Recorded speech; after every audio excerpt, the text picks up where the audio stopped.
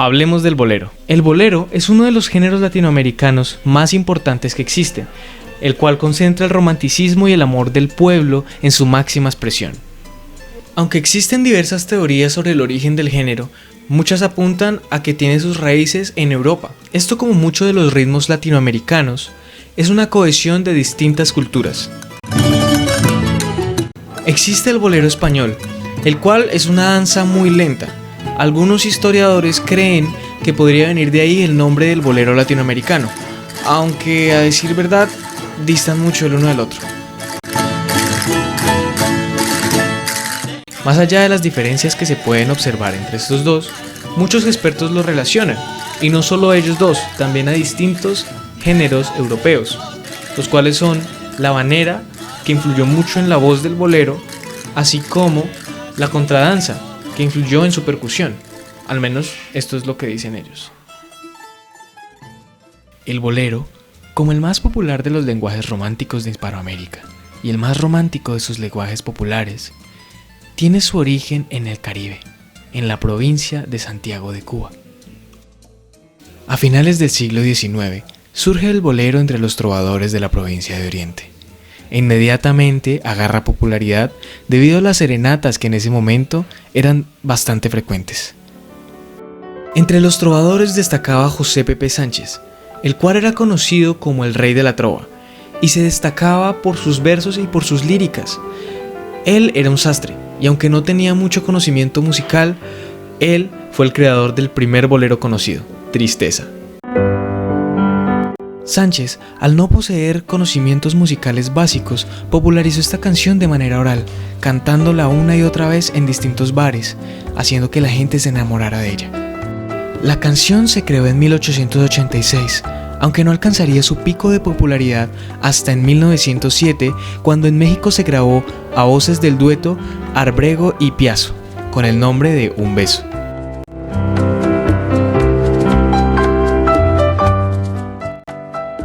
Sánchez no solo inventó distintas canciones que se perdieron con el tiempo, sino que también inspiró y enseñó a distintos trovadores como Cid Nogaray, Manuel Corona, y entre ellos destaca Alberto Villalón, el cual fue el primero de los alumnos de Pepe Sánchez en llegar a México y cantar con Adolfo Colombo y el gran Miguel Zavala.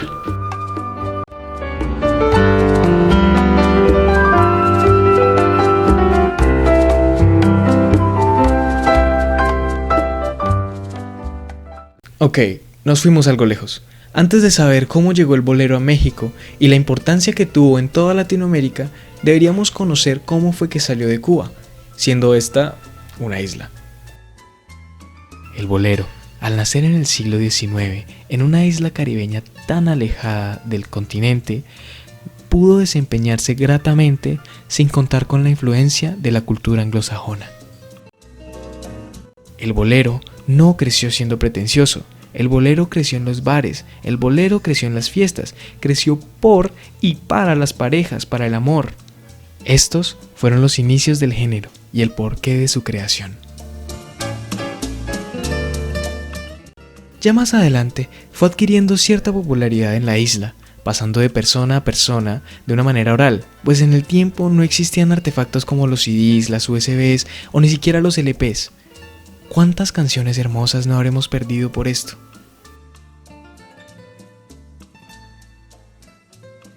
Algunas personas que pudieron salir en ese entonces del país lograron llevar el género a otros lugares, como México y algunas regiones bajas de Estados Unidos.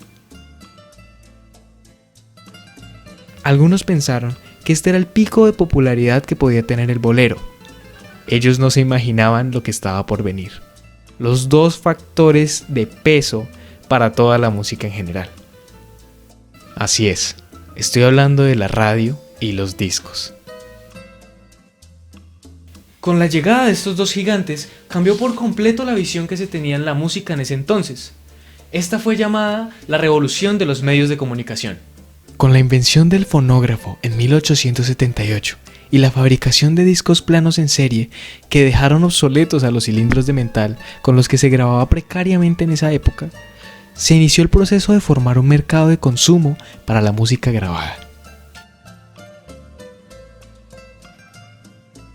En el libro El Bolero, la canción romántica del Caribe, escrito por el venezolano Néstor Leal, se comenta que la comercialización del disco Baquelita, grabado en 78 RPM, y su radiodifusión fue lo que permitió que el bolero se difundiera más allá del Caribe y que llegara a países como Buenos Aires, Bolivia, Paraguay y México. Por otro lado, centrándonos en la radio, esta comenzó sus transmisiones en 1906 en Massachusetts, Estados Unidos. Desde este momento quedó abierta la posibilidad de difundir a grandes distancias todo tipo de información, entre ellas la música. Incluso algunas radiodifusoras se especializaron en la transmisión de boleros. Entre ellas destacan RCH Cadena Azul de Cuba, XEW de México, Radio Barcelona en España, La Voz de Barranquilla y La Voz de Bogotá en Colombia. El viaje que tuvo que hacer el bolero para llegar a México y por ende a toda Latinoamérica fue difícil y fue muy largo, fue un proceso que duró muchísimo tiempo, pero se pudo conseguir y pudo hacer que todos llegáramos a conocer este bello género. Sin embargo, fue en el territorio azteca en donde el bolero pudo adquirir su mayor popularidad y extenderse por todo el resto de Latinoamérica.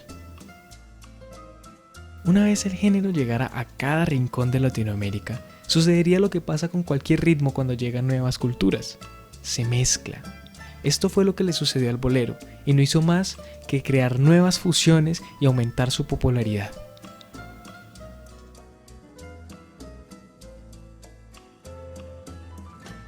Romántico, cadencioso, suave y conmovedor. Se dice que el primer bolero lleva como nombre Tristezas. Esa pieza dio origen formal al género con el acompañamiento musical que denominamos clásico de guitarras y percusión. Continuemos con el bolero ranchero. El bolero ranchero es un género musical mexicano. Este es el fruto de la hibridación entre el bolero y la ranchera mexicana. Su creación es atribuida al cantante y compositor Rubén Fuentes, nacido en Ciudad Guzmán, en el Estado de México. Los intérpretes más destacados de este género son Pedro Infante, unida mi existencia, y si vivo 100 años pienso en ti. Javier Solís, Y hoy resulta que no soy de la estatura de tu vida, y al soñar otros amores se te olvida. Jorge Valente, Amalia Mendoza, Flor Silvestre y Elenita Vargas. No te olvides, vida mía, de lo que te estoy cantando. Su época de oro se daría en la década de los 60, destacando la figura de Javier Solís, quien se convertiría en el intérprete más popular y destacado de este género a nivel continental y mundial, siendo denominado como el rey del bolero ranchero. La versatilidad de este género musical ha permitido conversiones de otros géneros como tango, bolero, balada, vals peruano y otros géneros latinoamericanos, así como europeos. Su interpretación se sustenta fundamentalmente en guitarras, vihuelas, guitarrón, violines y trompetas. El bolero son es un subgénero musical cubano producto de la hibridación del bolero que se hacía en Cuba a finales de los años 20 con el son cubano. Su forma de interpretación sentimental y romántica contribuyó a darle un nuevo giro al son montuno y a la guaracha. El bolero son fue creado por el trío Matamoros. Este trío fue fundado por Miguel Matamoros junto a Ciro Rodríguez y Rafael Cueto en la provincia oriental de Santiago de Cuba y realizó sus primeras grabaciones a disco en 1928. El bolero son alcanzó gran popularidad en los años 30 a partir del año 1940, la cual es época que coincide con el surgimiento del son montuno. Muchos cantantes como Benny Moore, Tito Gómez, Orlando Contreras y orquestas como la Sonora Matancera, el Conjunto Casino o la Orquesta Riverside integraron el bolero son en su repertorio. El bolero moruno. Como adjetivo, moruno hace alusión al elemento moro, u originario de la antigua Mauritanía. Su ejecución viene caracterizada por una especie de vuelta a los orígenes, fundamentada en el uso de melodías similares a las usadas en la música andaluza. Este retorno no implica una vuelta a la forma de compás ternario propia del bolero español, El bolero moruno mantiene su compás binario pero mostrando un cierto color aflamencado por el aporte de melodías relacionadas con la música árabe. El bolero moruno llegó a alcanzar cierta popularidad y se mantuvo siempre apegado a la fusión de elementos hispanos y afrocubanos, que condicionaron su aparición a finales del siglo XIX. Bolero salsa es el término usado desde finales de los años 70 para definir un subgénero de la salsa brava, mezclando las melodías de la salsa con la cadencia del bolero y el cha-cha-cha. Es un subgénero bien conocido por los amantes de la salsa, que claramente la pueden diferenciar de la salsa brava o salsa romántica. Todos los grandes músicos de la salsa han desarrollado por lo menos un tema de bolero salsa. Hablemos sobre la decadencia del bolero. El bolero se mantuvo como una corriente musical del primer orden durante unos 30 años, hasta que su popularidad comenzó a decaer en la segunda mitad del año 1960. El público empezó a interesarse más por otras músicas como la salsa y posteriormente también por géneros como el merengue o la bachata, los cuales son algunos descendentes de este género. No se puede afirmar que el bolero desapareció, ya que muchos de sus exponentes originales seguirían interpretándolo hasta el final de sus días como cantantes. El bolero se denominó una influencia para las baladas o para las canciones románticas. En compositores como Armando Manzanero es notoria la huella del bolero a la hora de concebir baladas. En la segunda década del siglo XXI, el bolero vive un segundo revival en la mano de artistas como Natalia Lafourcade, Lila Downs, Mon Laferte y La Santa Cecilia, quienes incluyen boleros dentro de su repertorio.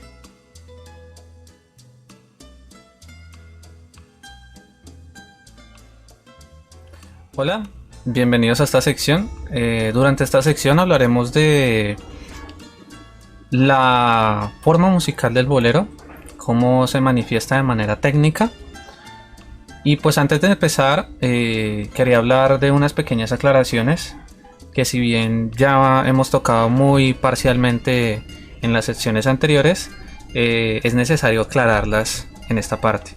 Y es que el bolero, en realidad, aunque tenga ciertos parecidos con algunas otras variantes, como lo puede ser la salsa o la bachata, no son lo mismo.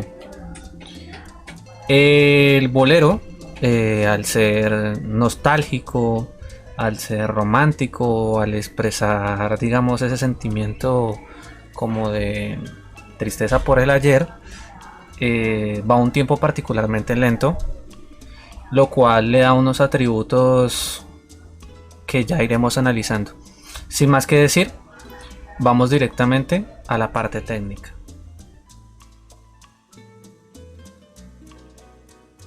Hola de nuevo, estamos aquí ya en la computadora para aprender un poco más de manera visual la estructura de lo que viene siendo el bolero.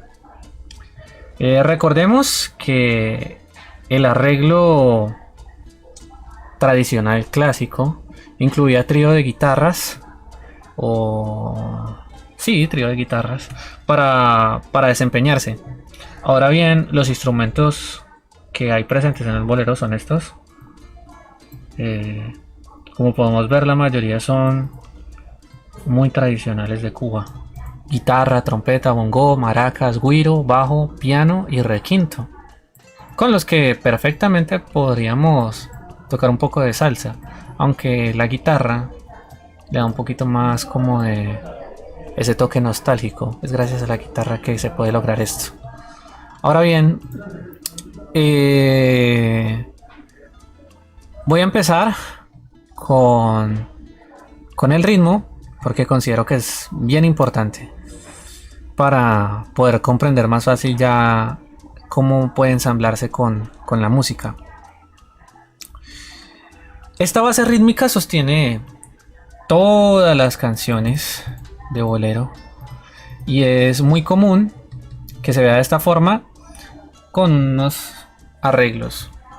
Ahora bien, estos tres tiempos de aquí, tres tiempos de negra obviamente, se subdividen en corcheas para hacer un total de 6 corcheas, Estas 6 corcheas se van a tocar con ambas manos en el parche pequeño del bongo y va a ser tocándolo de manera abierta y más en el parche un poco cerrado, apagado, haciendo los contratiempos, ¿sí? Vendría siendo algo tal que 1 y 2 y 3 y 4, 1 y 2 y 3 y 4. Ahora bien, los arreglos pueden variar. ¿Y esto de qué depende? Esto depende mucho de cómo hayan sincronizado los bongos con las maracas. ¿Por qué digo esto? Porque este tipo de arreglos que son como redobles pueden ir simultáneamente con los bongos o pueden ir de manera separada. ¿Cómo pueden presentarse de manera separada? De manera separada, las maracas van haciendo la misma secuencia de corcheas y hacen el arreglo justo en este respiro que da el bongo. Justo en esta corchea, lo que hacen es hacer un redoble sencillo con semicorcheas y luego vuelven y empieza la secuencia. Ahora bien, de manera simultánea, quiere decir que ambos realizan el arreglo en el mismo punto. Es decir, si el bongo hace un arreglo como este, la maraca debería imitarlo en este mismo tiempo. Como podemos ver, uno de los más comunes es en este tiempo, en el contratiempo de la primera negra. Ahora bien, en cuanto a las congas digamos que no eran muy comunes para ensambles sencillos, pero cuando se anexó lo que viene siendo el bolero son, ya se empezaron a utilizar debido a que las congas sonaban muy bien con la clave. ¿Cómo suena esto? Pues bien, he decidido apoyarme en una persona que sabe muy bien del tema, y haciendo pues uso de las herramientas digitales me gustaría mostrarles un pequeño fragmento, no más como para que entiendan cómo empata la fórmula rítmica que tenemos aquí con la fórmula rítmica de las congas, que en realidad es muy similar. Siempre está, de hecho, es mucho más sencilla, porque a excepción de los bongos, las congas siempre van a ir marcando corcheas. ¿Qué cambia? Pues la manera en la que se distribuyen entre congas. Este es el video. Voy a mostrarles este pequeño fragmento exactamente para que se den cuenta de cómo funciona. Luego vienen 3 golpes abiertos. Tumba, tunga, tumba. Y dice: palma, dedo, galleta, palma, dedo. Más rápido para que tenga sentido.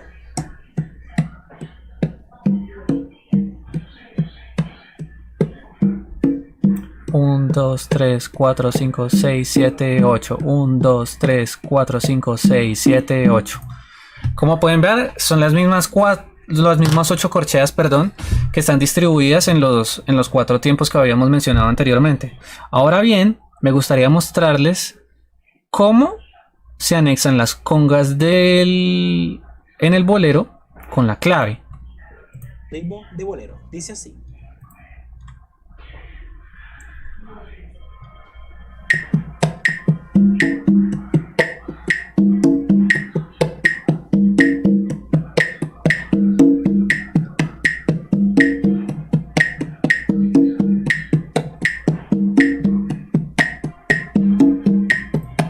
Bien, vamos de nuevo.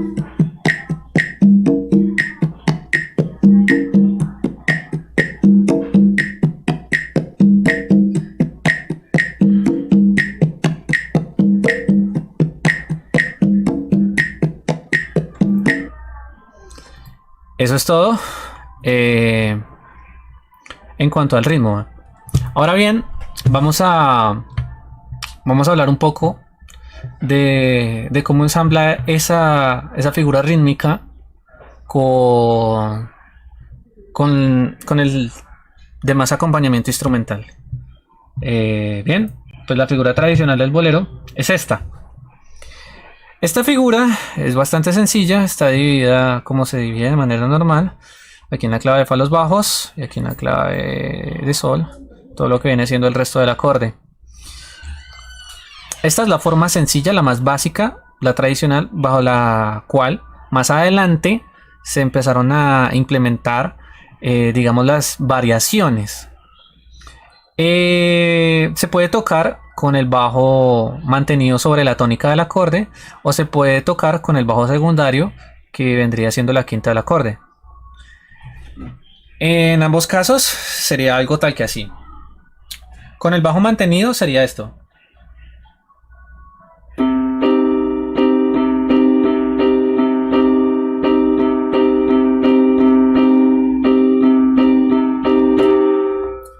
Ahora bien, con el bajo intercalado vendría siendo algo tal que así.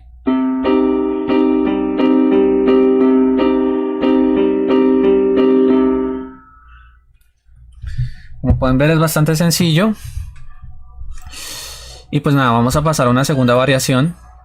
En esta variación, como pueden ver, aparece una corchea aquí en este punto. Esta corchea nace de la división de esta negra. Esta negra, al dividirse en dos corcheas, permite empatar con esta corchea de acá con una nota, una pequeña nota de paso, lo cual le da, por decirlo así de alguna manera, más movimiento. Sonaría algo tal que así.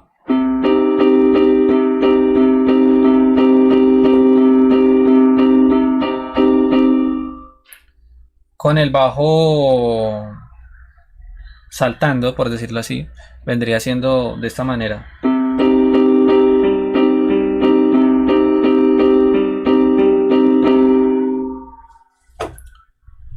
No es muy diferente, pero le da un poco más de movimiento, por lo que se puede ver en guitarra, por ejemplo. Al haber esta corchea aquí, pues puede haber como una especie de rasgueo. Tum chan chan chan, tum chan tum chan tum chan chan chan tum chan tum chan. Bien. Ahora yendo a una tercera variación. Esta es muy poco habitual, pero pues que sepan que existe. Esta variación lo que hace es desplazar el bajo, que por lo general está aquí, hacia arriba, de tal manera que esta figura de aquí sea exactamente igual a esta. Es decir, la figura de los tiempos 1 y 2 sea exactamente igual a la de los tiempos 2 y 4. En lo personal no es de mi agrado porque pues le quita como esa sensación de diferencia, ¿no? La vuelve más, por decirlo así, muy lineal, demasiado lineal. Y sonaría tal que así.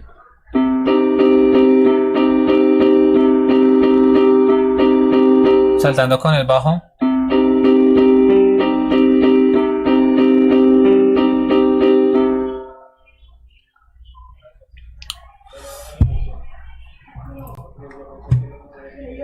Digamos que estas son las tres variaciones más comunes. Aplican para lo que viene siendo guitarra y piano. El bajo por lo general va marcando esto de aquí casi siempre. No tiene mucho protagonismo en el bolero. Cabe aclarar que hay una guitarra que va intercalándose con la voz del cantante. Esta guitarra lo que va a hacer es tocar por lo general notas de la escala menor armónica por lo general, y va a tocar pequeños punteos en los respiros en los que el cantante no esté pues cantando, valga la redundancia. Es decir, en esos espacios en los que vaya, por ejemplo, el puente, va a haber una sección en la que cante el vocalista y le da un espacio exclusivo para un punteo a una de las guitarras. Muy rara vez simultáneamente, pero pues también es posible. También es común ver mucho los coros en este tipo de ensambles. Vamos a ver una pequeña muestra de un ensamble sencillo.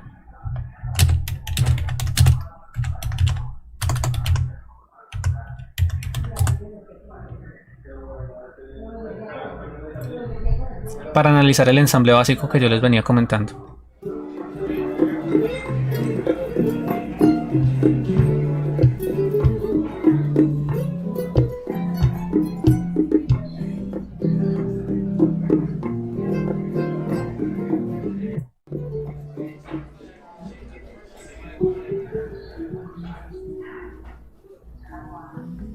Tanto tiempo disfrutamos de este amor, nuestras almas se acercan tanto así, que yo guardo tu sabor, pero tú llevas también. Como podemos ver en esta ocasión son solo 2 guitarras.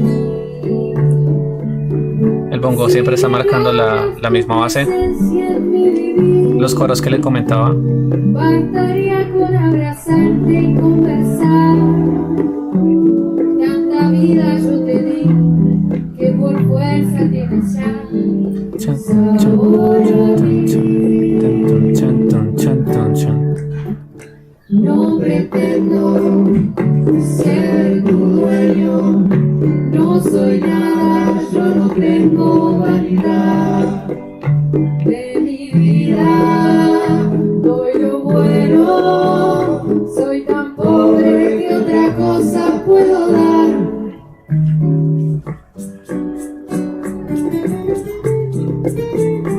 Las maracas marcando corcheas. En este caso muy rara vez ven los adornos en las maracas. Pero en este respiro precisamente la guitarra está haciendo un punteo. Bastarán más de 1000 años. Ahí se adelantó un poco. Por eso la cara extrañado el guitarrista. La eternidad, pero allá tal como aquí, en la boca llevarás sabor a mí. Bueno, en fin, yo creo que con eso ya es suficiente. Pero pues digamos que esta es la estructura básica del bolero. Espero les haya gustado y sin más que decir, hasta luego y nos vemos en una próxima ocasión.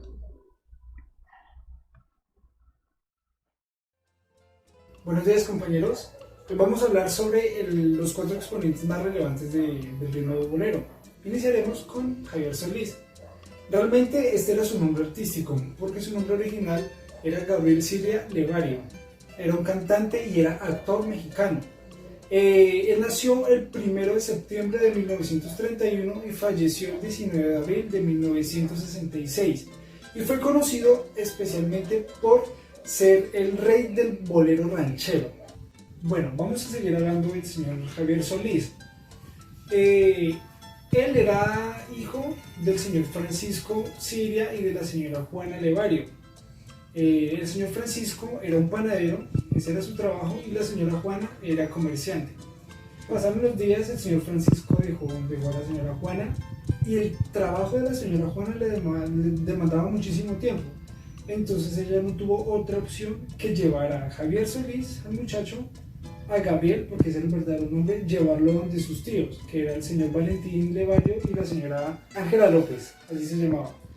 Entonces, de ahí en adelante, Gabriel siempre consideró que ellos eran sus verdaderos padres. Gabriel llegó a cursar hasta 5º grado de primaria y él pudo estudiar en su barrio. Su barrio era Tacabulla, así se llamaba, donde él nació y donde creció. En la escuela de Tacabulla, el señor Gabriel, bueno, en ese entonces era un niño, él ahí empezó su vida artística, ya que en la escuela, en los folclores y todo eso, él participaba como cantante. Él trabajaba para cumplir con los gastos de su casa, los gastos de su hogar, y hasta que en 1939 su madre adoptiva falleció. Esto hizo que el muchacho tuviera que trabajar aún más. Él trabajaba como carnicero, como panadero, él trabajaba mucho, en el mercado también trabajaba para poder suplir todas sus necesidades, pero pues lamentablemente le tocó dejar la escuela. A pesar de que el señor Gabriel seguía trabajando, el muchacho seguía trabajando, siguió interesado por el canto. Él se presentaba a lugares públicos como intérprete de tango, lugares públicos como Carpa o cualquier otra, y la primera oportunidad de presentarse se la dio el señor Manuel Garay. Él era un payaso de profesión y él tenía su propio teatro, entonces él hizo que él participara, incluso él llegó a ganar varios premios de una zapatería que estaba presente. Entonces esa zapatería lo premiaba con pares de zapatos y él ganó varias de esas. Él siguió trabajando en la carnicería y él era propietario él tenía su propia carnicería allá. El señor David Lara Ríos descubrió las habilidades del cantante, entonces fue ahí donde dijo que le iban a pagar todo lo que era las clases de canto del maestro Noé Quintero. El maestro Noé Quintero era uno de los que era un maestro de vocalización de cantantes muy reconocidos de la época. Adelante con el espectáculo, y aquí está una de las figuras que ha ganado el cariño de todos los públicos y que a través de su presentación y sus canciones va a conquistar el cariño una vez más de todos ustedes. La bienvenida brillante a la figura destacada de Javier Solís. El señor Javier Solís, Gabriel, continuó su etapa, siguió con su etapa, pero entonces era una nueva etapa. Y esta etapa fue que ya empezó a cantar en restaurantes. Entonces él formó sus propios grupos. El primero era un dúo que se llamaba el Dúo de Guadalajara, y estaba luego el trío Flamingo, llamado después Trío Mexicano, con sus amigos Pablo Flores y Miguel Ortiz Reyes. Ellos tenían como ir a varias partes de las ciudades, tocando en los restaurantes, y sus únicos ingresos eran por las propinas que les daban. Incluso ellos empezaron a hacer eso porque pues, por hambre. Hay comentarios sobre eso. Empezaron con sus vueltas en los restaurantes por hambre. Y los únicos ingresos que ellos tenían eran a causa de las propinas que les daban.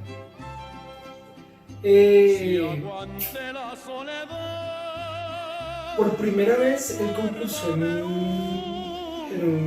participó en un concurso de cadena radial, en el cual ellos fueron En el año 1950, el señor Javier Solís empieza su carrera profesional, por decirlo así, la comienza de una manera en la que graba sus primeros 4 discos. Uno es El Punto Negro, el segundo es Tómate esta copa, el tercero fue Virgen de Barro y Te voy a dar mi corazón, fueron esos. Y esas canciones fueron producidas con el trío de Los Galantes. Esas canciones fueron grabadas en un estudio de grabación bastante pequeñito y era destinada solamente para artistas aficionados o para personas aficionadas a grabar. Y esa sala de grabación hacía parte del cine de Cinelandia de la Ciudad de México. Los inicios de la vida artística de Javier Solís fueron cantando en restaurantes. Él cantaba en restaurantes y junto con ellos cantaba con distintos grupos, cantó con dúos o cantó con tríos, y la mayoría de ellos fueron amigos.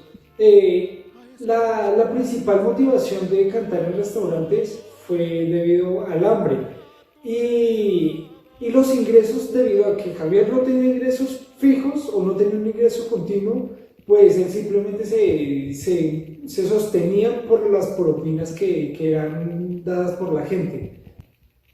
En 1950 aproximadamente grabó sus primeras canciones tales como Punto Negro, Tómate esta copa, Virgen de Barro y Te voy a dar mi corazón. Esas fueron una de las canciones de las primeras que grabó junto al trío Los Galantes. Entonces esto es como algo de lo más importante de los inicios de su vida artística. Mi sangre toda, verterla. Ya vamos a hablar de la carrera profesional del señor Javier Solís. Y un hecho inesperado desafortunadamente fue cuando a inicios de algo que atrasó su primer lanzamiento del primer álbum, fue la muerte del señor Pedro Infante. Y esto hizo que Javier en el sepelio se subiera a una cripta del cementerio y entonara una canción llamada Grito Prisionero. Hay algo particular en esto y fue que esa canción la cantó imitando su voz. También más adelante, al grabar uno de los primeros discos, sus primeros álbumes, él tenía una particularidad y era que sus canciones siempre las grababa y las cantaba imitando al señor Pedro Infante. Entonces uno de sus amigos que lo ayudaban a grabar sus álbumes le dijo que tratara de dejar de imitarlo a él para que tuviera como una particularidad y que fuera más original en sus temas, en sus discos. Entonces esto fue algo que el señor Javier cambió. También algo que fue muy para recalcar fue la carrera del señor Javier Solís, porque su carrera fue algo, por decirlo así, meteórica, ya que simplemente duró 10 años. Es una carrera bastante corta, pero en ese lapso de tiempo hizo más de 379 grabaciones, más de 379 canciones, que es algo bastante extenso. Entonces, esto hizo y esto ayudó a que el señor Javier Solís fuese conocido a nivel nacional como uno de los más reconocidos de toda la historia y más famosos de toda la historia de la Ciudad de México y de México como tal. A pesar de su modesta estatura, que medía 1,63, bastante bajito, él, y a pesar de, como les mencionaba anteriormente, que su carrera artística como cantante duró nada más 10 años, él logró forjar una carrera cinematográfica y en cada una de ellas participó en 33 películas. Entonces es algo también para recalcar en este personaje.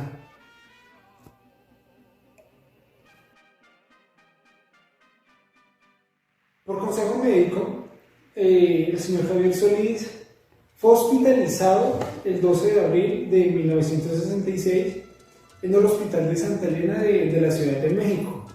Aproximadamente duró unos 7 días hospitalizado porque le iba a ser interrumpido quirúrgicamente por la vesícula biliar. Entonces, el 19 de abril de ese mismo año, 1966, quedó registrada en el acta que el señor Javier Solís falleció a las 5:45 am. Eso fue debido a una falla cardíaca que tuvo. Eso, hay varias especulaciones, creo que hay 4 especulaciones sobre la muerte de él, pero pues ninguna es concreta. Entonces la más acertada es la que les acabo de informar sobre el fallo cardíaco, y pues es lo que sabemos de la muerte de él hasta la fecha de hoy. Pude ser feliz y estoy en vida muriendo, y entre lágrimas viviendo el pasaje más horrendo. Ahora vamos a hablar sobre los Panchos. El trío Los Panchos se formó en la ciudad de Nueva York en el año de 1944, donde un grupo de amigos decidieron unir todos sus talentos musicales e innovar en el género del trío musical, cantando a 3 voces y a 3 guitarras. Los integrantes de este trío musical Los Panchos eran las siguientes personas: el señor Alfredo Bojalil Gil, el Güero Gil, de procedencia mexicana; José de Jesús Navarro Moreno, conocido como el Chucho Navarro, también mexicano; y el señor Herminio Áviles Negrón, conocido artísticamente como Hernando Áviles. Este ya era de Puerto Rico. Los Panchos fueron reconocidos internacionalmente gracias a sus boleros románticos, especialmente en todo lo que fue Latinoamérica. A principios de la segunda parte del siglo XX, aún seguían siendo honrados como uno de los tríos más importantes de todos los tiempos. Vendieron millones de discos a unos pocos años de su fundación. En el año 1951, Hernando Áviles abandonó el grupo, a lo que inmediatamente Gil y Navarro hicieron una convocatoria para artistas que estaban aspirando a entrar al grupo. Esta convocatoria la ganó un músico cantante de procedencia boliviana, cuyo nombre es Raúl Charles Gutiérrez, Posteriormente fue conocido como Raúl Shah Moreno, como su nombre artístico.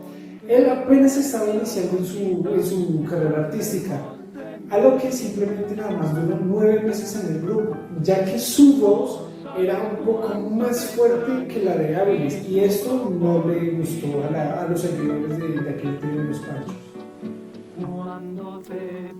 Tras esa crisis, Los Panchos continuaron con su carrera marcada por sus 7 primeras voces e intervinieron también aproximadamente en 50 películas a lo largo de su trayectoria.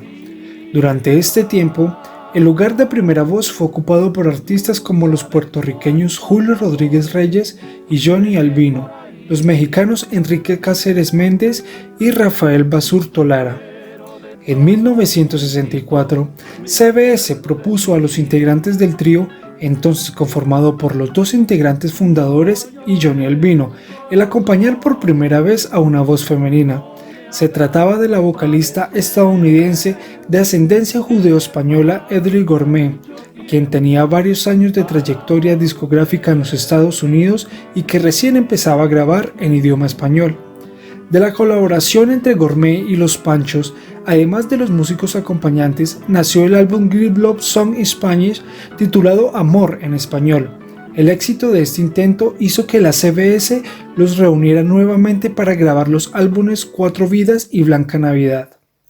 Hacia 1970, a propuesta de la filial mexicana de CBS Columbia, Los Panchos, con ayuda de la tecnología de audio, fueron convocados a un estudio de grabación para acoplar sus voces y guitarras y los sonidos de mariachis a la voz de Javier Solís en un álbum denominado Dos ídolos cantando juntos, el cual se convirtió en la primera reconstrucción técnica postmodern de la música de Solís y que no fue desvinculado del género del bolero ranchero. Este álbum precedería a uno dedicado a la música ranchera mexicana después de esto. Los Panchos volvieron a colaborar con vocalistas femeninas como las acompañantes. Es el caso de los LP grabados junto a la italiana Giorgina Cinquetti y a las cantantes argentinas Estela Raval y María Marta Serra Lima, con quienes se cerró esta etapa. En los años 90 grabaron en España, con Sony Music, los discos Los Panchos, hoy Los Panchos a su manera, que recibieron discos de oro y de platino. Fueron los últimos discos que grabó el fundador Chucho Navarro y con la colaboración de Chucho Navarro Jr.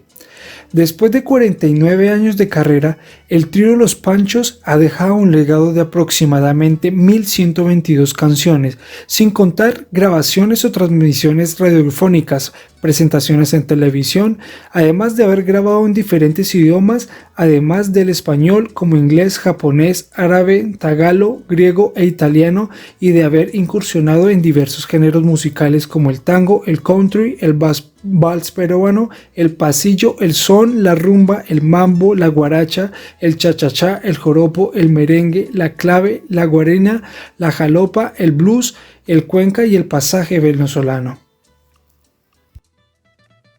Ya que vimos todo acerca del bolero, deberíamos ofrecerle un poco más, ya que son canciones que nos han dejado nuestros abuelos, nos han dejado nuestros antepasados.